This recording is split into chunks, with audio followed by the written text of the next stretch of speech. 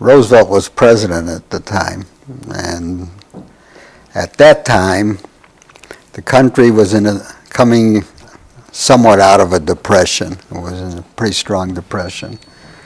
And we had all kinds of differences of opinions as whether we should be in this war, shouldn't be in this war. It was a pretty popular idea to become fascistic. A lot of people in government thought that fascism was the way to go. And we had people who were poor and they thought communism was the way to go. We had isolationists. A guy by the name of Charlie Lindbergh was the best known of those. And they were all against war. And what probably got us into the war, or got us into the mood for the war, was we had probably the greatest motivator going back to the times of the Bible, which would be Roosevelt. I probably am one of the few guys of that opinion, but he took this divided country, and at the right time, he got them all ready to say, let's go. And that's when the Japanese hit Pearl Harbor.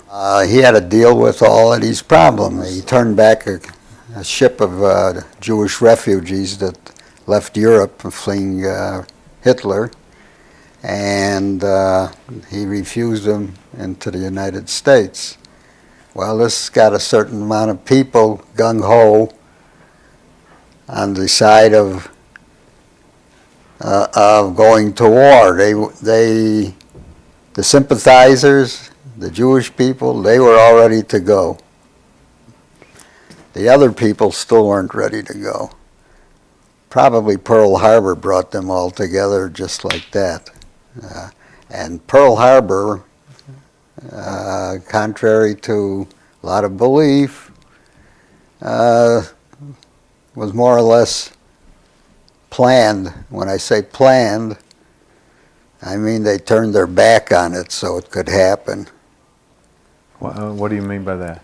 Well, the planes that bombed Pearl Harbor came off of aircraft carriers, and they didn't have a heck of a lot of range. And we had early warning systems all throughout the islands. They must have known they were there. They had to know they were there.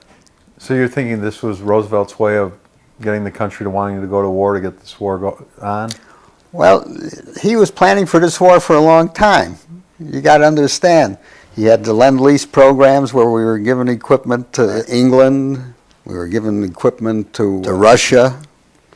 We were more or less financing this war to a certain extent. He had the military building the long-range plane, the one that I flew on, the B-29, back as early as 1939, which was 2 years before we were even in the war. And that plane wasn't meant to fly in Europe. It was meant to fly long distances. We flew, our average mission was 14 hours. So this was all, whether people want to accept it or not, have to look at it as this was all planned in advance. He knew we were going to be there. It was just a matter of when he could bring the people together to get them there.